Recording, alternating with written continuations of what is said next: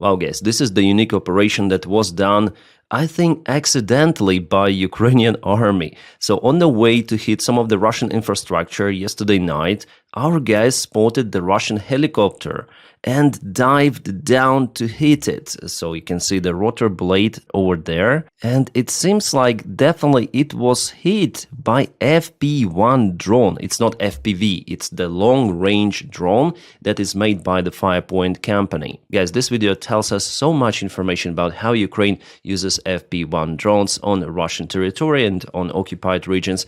Actually, there is a drone operator who receives the signal live from the camera of the drone and able to direct the drone precisely to any sort of the Russian infrastructure.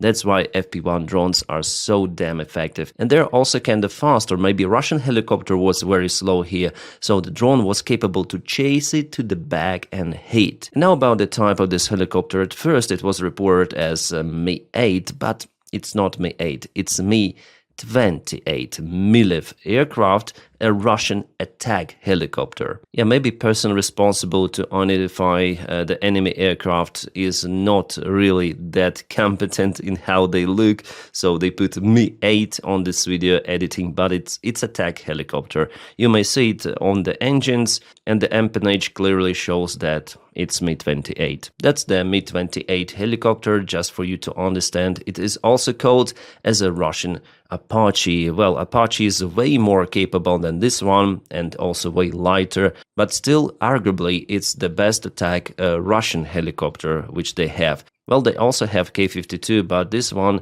according to its characteristics, performance, experts say is better. And you may see the silhouette too of the engines, also this plank at the empennage part near the after rotor. So as for me, it is clear that it's Mi-28 and not Mi-8. Mi-8 is the transport helicopter. Mi-8 is more thick. It doesn't have the engines split apart. They're all together. And our experts already have the same opinion, so the placement of the engines, and here you can see Mi-8, different tail, different engine composition.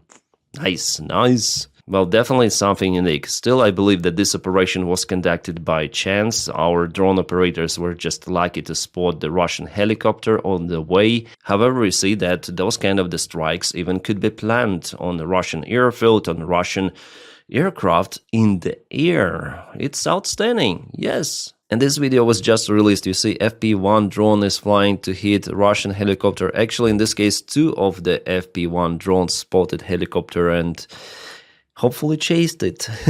Yeah, I definitely hope this operation was successful, because video cuts just over here. Yeah. But of course, the main task for Ukraine is to hit the Russian military and energy infrastructure. For example, this is the occupied Donetsk.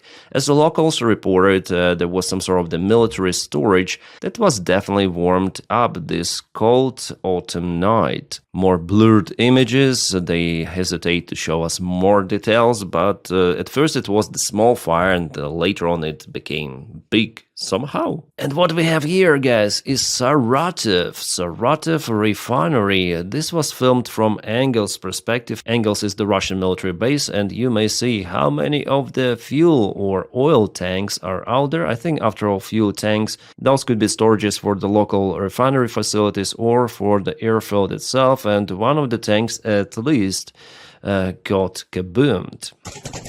Star Wars. But it seems like it doesn't help that much. Real action, yeah. Stop, stop, they say.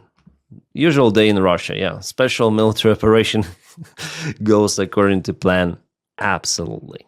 Plus, the last night, Russia lost one more oil refinery in Sызrань. Well, at least it was severely damaged and now on maintenance. My friends, in this video I'm gonna speak about absolutely everything. Frontline updates, the situation with this so-called peace deal, and how Trump is already tacos with that proposal. Plus, we're gonna discuss lots of the other news related to Ukraine, and not only. So bear with me, and just right now, give me a favor. Press your like to this video and subscribe for the channel, because your subscriptions and your likes, they really matter to propel this video in YouTube algorithms. Thank you so much. Let's go. I would continue with the front lines if you don't mind. So here we have the information that Ukraine went on a counterattack from Stepnohirsk. Yeah, Ukraine, in this part of the map, it has some of the losses. You see, kind of far away from the front lines, Ukraine lost one of the vehicles. Yeah, guys, I have to say about the losses too. On this channel, I say the situation as it is. You see, Ukraine also has those kind of the protections for the vehicles, hunger type, but it's the reality of the war. This was the Cossack MRAP, Ukrainian-made vehicle, and luckily, you see, the door is open, crew left the vehicle because it just bogged down in a mud. It's a very nasty weather that leads to this kind of the dirt on the front line, and Russians just finished off the vehicle, but it was not stopped by the Russian drone. Yeah. That's why right now BMPs, they matter a lot, because those kind of the vehicles with the wheels, they just stack in the mud, especially with this cage, you know, it just adds extra weight and you can stack with it easily because it's lowering the clearance of the vehicle. So if it wasn't the cage, this vehicle could be okay. But of course with the cage it's way better because it's the physical drone protection. And you know what, sometimes Ukrainians may even finish their own vehicles like that if they're stuck in the gray zone. Well, it wasn't the gray zone in this specific case, that's why it was finished by Russians. Well, nevertheless, there is now an attempt of Ukrainian army to counterattack towards Plavny. Let's zoom out a little, I'm gonna draw you some of the arrows here. So it's something like that. Ukraine tries to cut Russian forces, Russian supplies, and this road. The roads now are very crucial. You saw, yeah, mud, dirt everywhere. That's why the paved roads are matter, and who controls them actually has initiative. I'm not saying about the general advantage initiative from all of the front lines. It is understandable that since Russia has more resources, they have this initiative. But I'm speaking about those specific spots, patches, regions. For example, here, I don't believe that Russia, after all, has this huge advantage. But it is understandable that they are moving their forces towards this Dachi area. For them, it is convenient to hide in those buildings or ruined buildings. They don't want to operate in open fields, but it makes them vulnerable because they may advance only in this very thin, narrow corridor. According to the information from analytics, there were attempts of Russia to cut the road E105 for supplies of Ukrainian army, but all of those attack attempts failed for Russians. Here Russia uses just infantry forces, but the Ukrainian soldiers were already spotted in this area, this block with multi-story buildings, and let's check out this video. Yeah, this is the enemy. They go to the basement of this multi-story building. Those buildings are damaged because it's the third Russian attempt to get this particular block under control. Well, in this case, Ukraine played very smart. Ukraine put the waiting drones in those streets, and they were monitoring the Russian infantry movement. And later on, they hit exactly the place where Russian infantry went to. Yeah, someone is running away, but not for a long time. Sorry guys, I cannot show you those videos in precise details.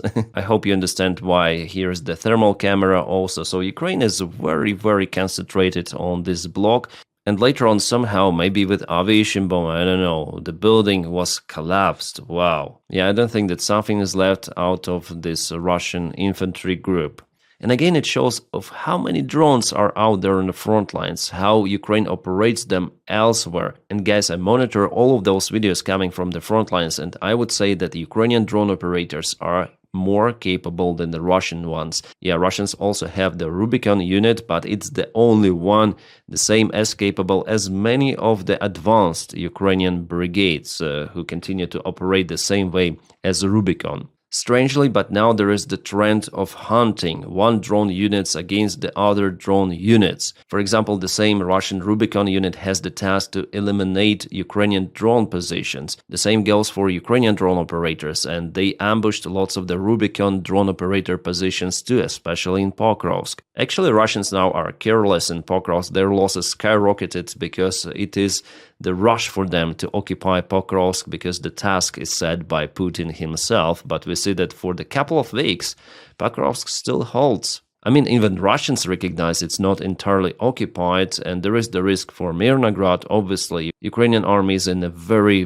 big problem in that place. We're gonna discuss that area too today, but in general, I may say that Russian army there bogged down, and not just there.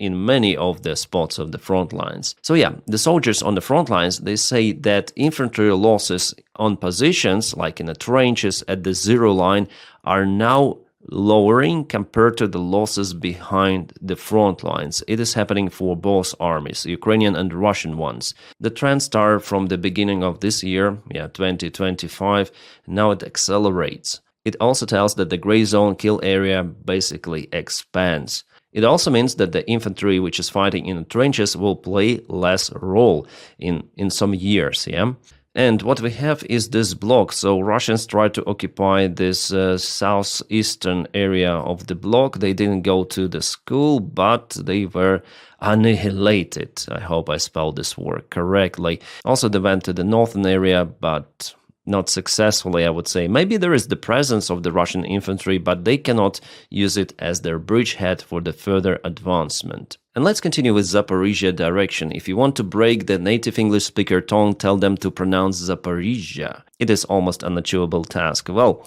here the news are not that good for Ukraine because Russia expanded its territorial gains. They're already in Vysoke and Zeleny High. So it is clear that they are moving towards Gulaipole itself, and for the first time they start the massive bombardment of Gulaipole, this area which they potentially may use as the spot for their infantry infiltration. It was like this role of bombardment. Well, still Russia will have to spend lots of the time to occupy Gulaipole, and definitely it is like this one of the main defense spots and hub centers for Ukrainian army. Unfortunately, Russia uses aviation gliding bombs. I would say it's one of those decisive weapons that gives them advantage on the front lines. Maybe together with Lancet drones, but Lancet drones, it is possible to intercept those somehow. As for the gliding bombs, there are no robust tools to deal with them yet. So yeah, unfortunately, it's just a matter of time that Russians will get at least to the northeastern side of Gulaipole. The deep state military map also confirms the Russian movement towards Gulaipole, so Zeleny High, Chervona were almost occupied for the last maybe couple of days, and the gray area expanded. Well, here Gulaipole could be attacked from multiple of the directions. Since Russians already crossed the river in Marfopol, they may go also from this side. But we'll see. I think Ukraine will defend Gulaipole for extensive period of time. That's basically the strategy of Ukraine, to exchange the territory for time, which is crucial for Ukraine. And unfortunately here, the defense is kind of weak for Ukrainian army compared to Donbass. Well, in Radysne, Russians went there, put their flags, but nothing happened more. There is the great possibility that those attacks are mainly for PR, because from the videos I saw, all of them are being hit by FPV drones in the High Village and also in Radysne. Danilivka is in a gray zone for almost 1 week. That's why all of those attacks, they're in a gray mainly. Russia has their presence sometimes somewhere, but hesitates to send main reinforcements. Well, they tried to do it in Oleksiivka and were caputed, so you understand what I'm talking about. Even with their stupid attempt to get Novopavlivka, Russians failed. It became the trap for them. They all were annihilated. And there is no any new evidence published for the last 3 days at least, showing at least moving Russians. They all prefer not to show the signs of life. Alright, now let's go to Pokrov's direction, where Russians actually moved just a little in the northern side here, Chervony Liman,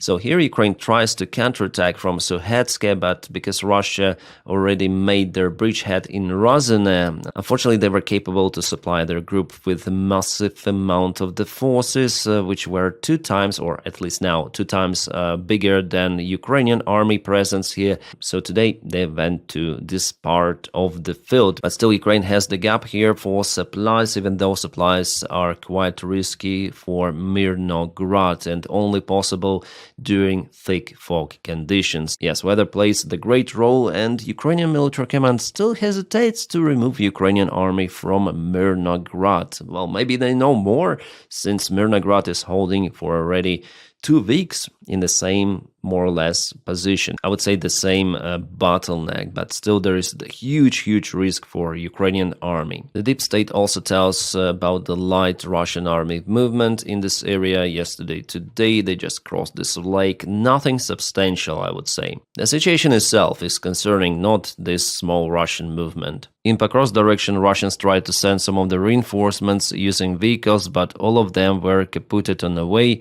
Infantry also was chased, as well as some vehicles. Ukrainian drones sometimes operate very deep. 20 kilometers is the standard of nowadays. Unfortunately, there are also bad news from the front lines. Our guys were captured by Russians in Pokrovsk direction. It happened, and they were unalived right away. This war crime was filmed by drone. Russians are just barbarians. Let's stay on this map for a while. In the northern area here, Russians already moved towards Vladimirovka, almost completely occupying this village. But I don't believe that in a close perspective Russians may regain those territories of Zoloty Kolodets, Kucherov Yar, because Ukraine deployed very capable forces here. They will not let Russians go, especially across this natural obstacle. There's the hill. The higher elevation is always better. Also in Konstantinivka, Russia advanced again with a big gray area towards Ivanopilya, Pleshivka, and towards what? Some sort of the local school, private households. So, the fight's already ongoing in Konstantinivka itself. Russian generals reported to Putin that Konstantinivka is almost fully under their control, but it is not happening like that. I think that the fight for Konstantinivka will go for a very long time, since this area is very defended. I mean, Konstantinivka, Drushkivka, Kramatorsk, which is the big settlement, and Slavyansk. Altogether, it's way bigger than Bakhmut. So just imagine how many losses Russian army potentially may have here. And here we have the image taken from Konstantinivka direction. Russian supplies were hit. You see, they are forced to take just paved roads because of the dirt out there. Ukraine is working to hit those Russian supplies. It's very important for Ukraine. Basically, that's what makes the Russian advancement very slow. Ukrainian drones. In Siversk, Russians also went to the settlement. The fights there continue for several days consecutive. You might see there is the pocket and those fields. I don't believe that there is the presence of Ukrainian army. Maybe in the settlement of Zvanivka, after all, yeah, but here it's hard to tell. The situation fluctuates on the front lines with changes coming every hour. So no any map may tell you in precise details what is happening, but the general picture we may see. In those settlements as Konstantinivka, Pokrovsk, we have more details because the use of the drones is more, so we have more confirmation from the drone videos. As for Liman, the settlement will be occupied basically because there is the collapse for Ukrainian supplies after Russians hit this bridge. With that, they may occupy Liman this winter, but they are unable to send their forces to Slavyansk any longer because they cut the only one supply line for them. So they prefer to have this small achievement rather than to go for something bigger, or maybe they understood that Ukraine in any case would blow out those bridges if Russia occupy Liman. So for them it will be the faster task to go to Liman now. Alright, Kupiansk, the city that was proclaimed to be fully occupied by Putin himself. To somehow confirm Putin's words, Russians start to put their flags. They sent some of the kamikaze soldiers to the left bank of the river, but it was just a flag operation and the Ukrainian army is now dealing with everything of that, and still the vast part of the city is in a gray area. Only the red area has been confirmed under the Russian full control. The rest are just the flag operations of Russians. There is the presence also of the Ukrainian army, the presence of the Russian army. The fight for the city is ongoing. Yes, it is understandable that Ukraine will lose it after all, but Russians will have to waste their resources. They're unable to concentrate their army in one task. For example, to send everyone to Pokrovsk. No, Russia is attacking in Kupiansk, in Zaporizhia, Pokrovsk, Konstantinivka. They spread their resources. So they cannot achieve a single big breakthrough, but if they concentrate their forces in one direction, for Ukraine it would be even better, because in that case Ukraine may also deal with that, sending lots of the drone units, artillery to the same spot. With the modern-day war style, Russians will not have an advantage. Maybe that's why they're attacking from multiple of the areas to spread Ukrainian resources alongside the front lines, because after all, Ukraine has less resources than Russians. Well, in case of Kupiansk, it's interesting that Ukraine tries to cut Russian supplies in this northern area. Russians are using this kind of the road, and they have their bridgehead or supply hub in Zapadne village. What is this? Fentanyl? Сейчас, не дай бог, ты упадешь, пидорас. Я тебя Oh my, this is really Russian. Those are Russian soldiers. Oh my god. Are they being deployed to the front lines? Пьяный был. Ты зачем подписывал контракт? А зачем? Yeah, they say like, why you signed the contract, this instructor? Okay, they're in a training somewhere, training camp in Russia. They're taking everyone, guys. Yeah, I'm not saying that Russian army is just like that. It is capable. They're taking the ground. They have very experienced soldiers and fighters, but at the same time, they hire those guys. And I understand why. They'll be given this substance that they like and also Russian flag, and they will go across the fields, several kilometers, wave the flag, and boom, that's it. They'll accomplish their mission. Judging on those flag videos, mostly those are waved by those creeps. Ты что думал, здесь детский сад тебе нахуй? Реабилитационный центр? Нянчиться? Yeah, it's like, did you think that army is a rehabilitation center for you? Why did you sign the contract? And the guy tells that he was mobilized. В баньку водят. Хули надо-то еще?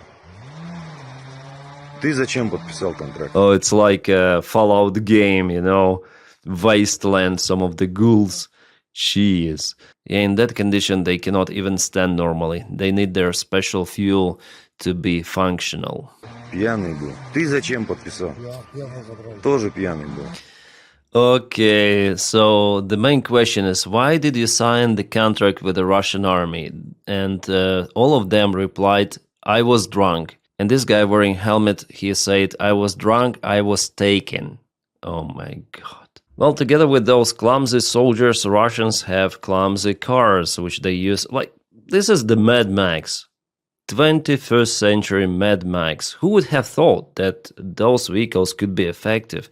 But they are. They move faster, they're damn cheap, and mainly Russians just steal them from locals. And the outcome for the big tank or this vehicle, it's pretty much the same. So why to pay more if you just need to deliver infantry on the front line?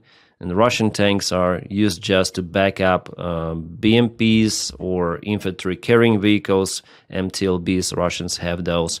Mainly tanks are not working as tanks any longer. They're put ahead just because they may sustain more of the drone strikes, and they also may carry the mining plug in the front. Wow. They even cannot rotate their turret any longer. So if the weather is good, those vehicles are pretty much okay to advance even across the field roads. But now we see less of those because of the bad weather. Meanwhile, Russians start to mobilize Ukrainians against Ukraine. This is happening in occupied city of Berdyansk, the southern area of Ukraine. As you see, many of the locals are coming from the Russian conscription center right into the bus and will be delivered maybe directly to the front lines, maybe via training center to the front lines, but it's not a volunteer mobilization. No, they were forcibly mobilized. That basically shows why Russia needs Ukraine also to mobilize its people for the further wars. If they do not hesitate to take those to fight against their own country, imagine what it might happen if Russia really gets Ukraine under its control. Alright, we have some more news around the capitulation deal that was proposed to Ukraine by the United States of America.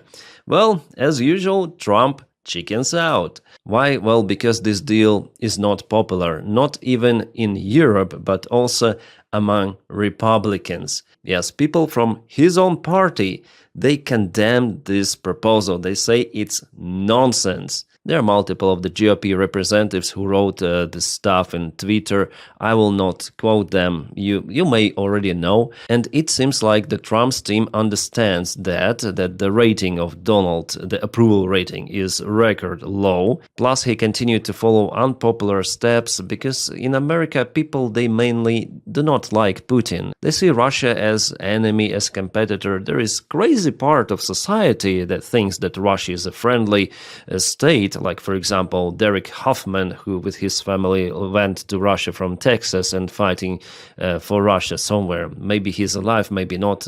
I need to check the information about him, by the way. But mainly people, they don't like Russia. And they see that Trump proposing what is written by Russia, by Dmitriev to Ukraine, to surrender its territories. Come on, this proposal simply cannot be popular in the United States of America. So why does he chicken out? Well, let's listen. I hope you'll understand what is out there, because as usual, there's a helicopter very close with a running auxiliary power unit or something. Is this your final offer to Ukraine? No, not my final. Is it your final offer to Ukraine? He said, no, not the final. So he already chickens out with that proposal because it is not accepted. It cannot be accepted by Ukraine, by Ukrainian allies in Europe, because it is a capitulation. Without any sort of the real security guarantees for Ukraine, without Russian concessions, they're just Ukrainian territorial concessions, and Ukraine should reduce its army. Come on. Ukrainian army is the main security guarantee, as we see, judging on the history. According to the deal, the conditions for Russia to attack Ukraine successfully once again are pretty much ideal. So Putin, it's like invitation for Putin, go and take Ukraine. You finally can do it. Bloomberg says that the key figures in the United States administration didn't know about the plan till the very last moment. Then the details were leaked by Dmitriev. It is already understandable because Witkoff tweeted accidentally himself about it, thinking that he is sending the private message, that probably it was leaked by K. K is Kirill Dmitriev. So I may understand it as the behind-the-curtain game by Dmitriev and Witkoff, even behind Trump's back. It could be like that. Witkoff has his own private interest. It's 100%, judging on his behavior. He is pro-Russian dumb fuck. So the idea for him was to come out with a deal out of nowhere, to present it as something really robust to Donald Trump, and Donald Trump was fool enough to believe in that bullshit. Because after all, it's his friend Witkoff who also has the common shares in Trump's crypto companies and many more other businesses. But de facto Witkoff is incompetent, delusional guy who has been used by Russia fully. He is a Russian asset. For Donald Trump, we may have some of the questions whether he is a Russian asset or not, but Witkoff, it's 100%, absolutely. I guess even J.D. Vance was not aware of that one. He started to spread some sort of the nonsense about Russia and Ukraine should kiss each other, trade and make a deal, any sort of the deal. Let's make peace, not war. So he was saying like 5 years old. It is similar to saying poor people should earn more and stop being poor, yeah? And today he came out with this. Any Ukraine-Russian peace plan has to stop the killing while preserving Ukrainian sovereignty, because be acceptable to both Russia and Ukraine. It will never be. Maximize the chances the war doesn't restart. Yes, but the deal currently presented maximizes those chances for restart exponentially. Every criticism of the peace framework and administration is working on either misunderstands the framework or misstates some critical reality on the ground. There is a fantasy that if we just give more money, more weapons or more sanctions, victory is at hand. Peace won't be made by failed diplomats or politicians living in fantasy land. It might be made by smart people living in the real world. And what was proposed is totally definitely not from the real world. What is interesting here that administration, it seems like, still working on something. So from one hand we have Donald Trump who says, oh, Ukraine should get the deal done, sign the deal till Tuesday, because he believed in that with his full heart, because it was presented by Witkev, his close friend. But then it backfired. They say, oh, maybe we should work on that. Maybe it's some sort of the someone misunderstand the framework or what is happening. Well, peace, peace, peace, kiss, kiss, kiss, something like that. Yeah, from J.D. Vance we heard those kind of the stories. Well, here he is not correct. The sanctions are not working. No, every kind of the pressure on Russia is definitely working. But we see the pressure on victim from the United States of America. A really huge pressure applied on Ukraine. Well, luckily, there are sanctions introduced against Russia, but Ukraine is pushed even more with this peace deal, which will not be accepted. Well, tomorrow in Geneva, there will be talks between Ukraine, United States, and European representatives. Well, they will discuss that bullshit, but Ukraine and the Europeans already stated that they will never ever accept the shrinking of Ukrainian army and for Ukraine to give up its territories just like that. Also, European officials say that it's basically encouragement of Putin for his war crimes. 100%, yes. Only pro-Russian puppets as Orban are satisfied with the deal. They say Ukraine should sign it immediately. We will block all of the support for Ukraine, economical, military. Well, this Jabba Hutt may block everything it wants because, and will not see this ugly face any longer because in a few months he will lose elections in Hungary. Oh boy, she is leaving us, guys. Major Taylor Green, why? Just why? It was so fun with you. Yeah, she says that she resigns on 5th of January and will not run for elections once again. Whew. And Donny, he's just beaten her in the back, saying that she would have no chance of winning. You know, reading Donald Trump, I understand that he's completely out of his mind. He has not dementia, but maybe some other disease, or maybe dementia with something. I understand he's not typing the text directly, but he's telling to some sort of the secretary to fill this. They type all of that from his own words. So how in the same freaking message, the same message, he calls her a traitor with the plummeting polls numbers. Marjorie cooperated with the worst Republicans. Marjorie went bad, but at the same time, I appreciate Marjorie and thank her for her service to our country. How? How is it possible? Traitor?